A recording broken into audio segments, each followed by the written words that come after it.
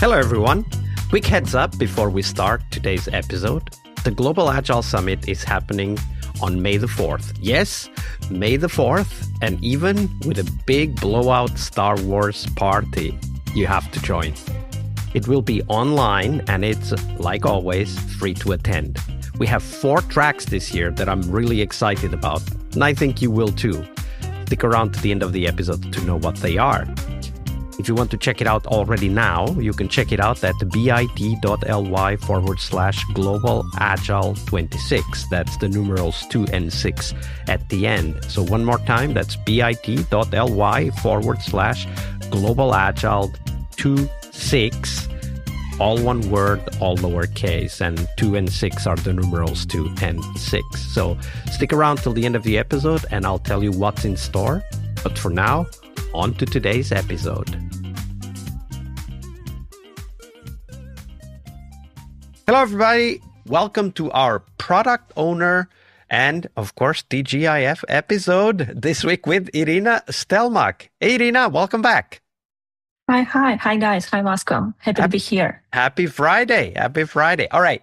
We'll talk about great product owners in a minute. But before that, share with us, Iryna, what was potentially the worst product owner anti-pattern you've witnessed in your career? Oh, that's so tough. Yeah, I had many situations actually because product owner, Scrum Master, and Scrum team, this is like the core, yeah, and this is the most important roles. So one of the worst product owner anti-patterns I have experienced is what I call proxy product owner. On one project that I had, a product owner would constantly say, I need to go to ask someone. I need to go to the market to ask.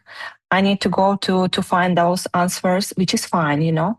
But every decision requires another conversation with someone else in the business. So that's why that's good. But as a result, backlog items lacked clarity, priorities changes frequently,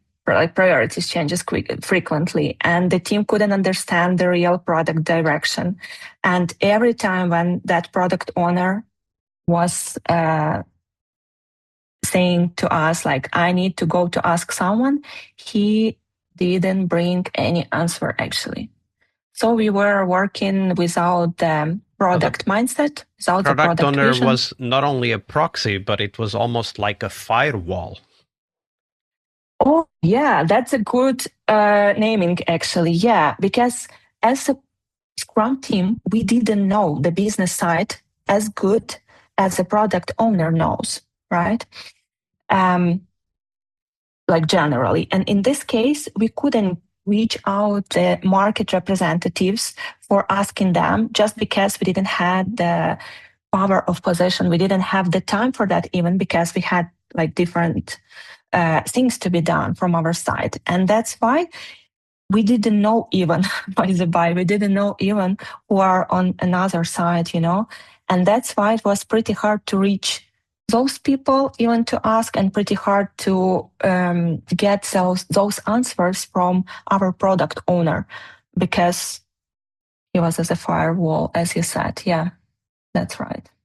Ouch. When you think about this kind of let's say situation, right? Like where the product owner is acting like a distance, a gap creator, firewall.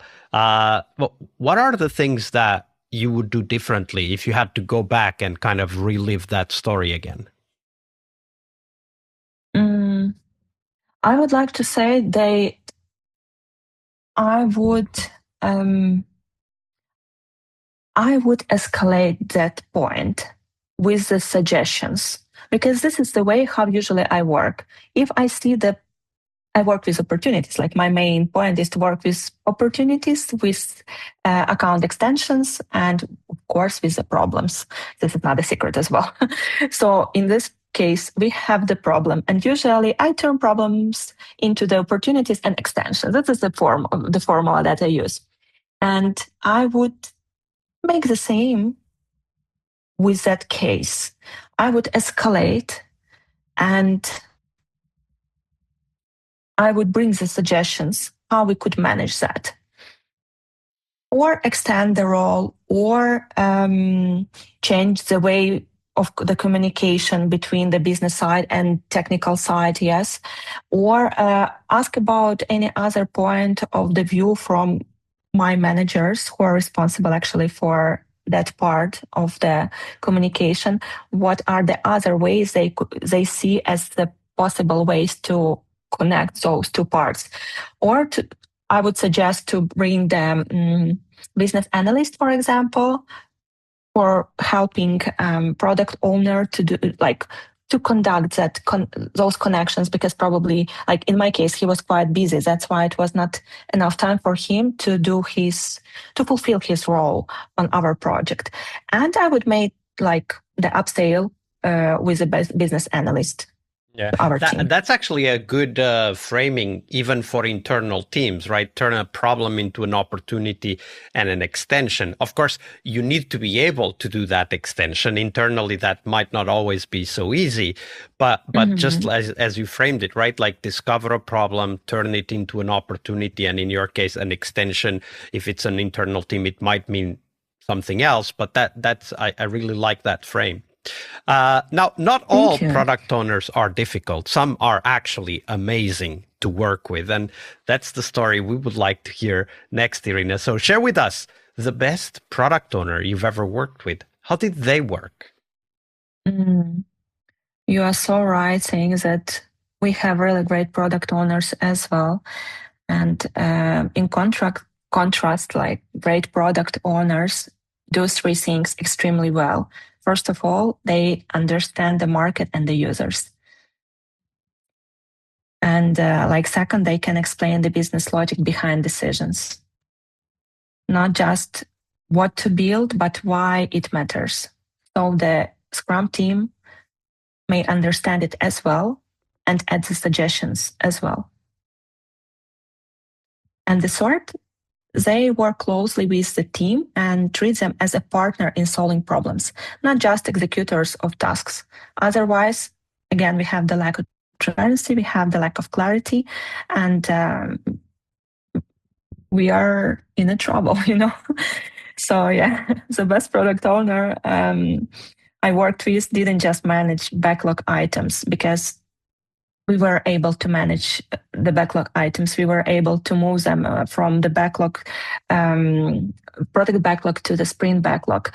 And in my case, the product owner was responsible for this business mindset sharing, to give us a perspective and to give us the possibility to contribute more, than the technical part, to be like to help us to build that partnership between the team and client and user, between the client whom we are working for and product owner, and everything was set up around the goal. That was the main thing, the main profit of that. And the great product owners, they own the product vision, and they made sure that team understood how they work created real value.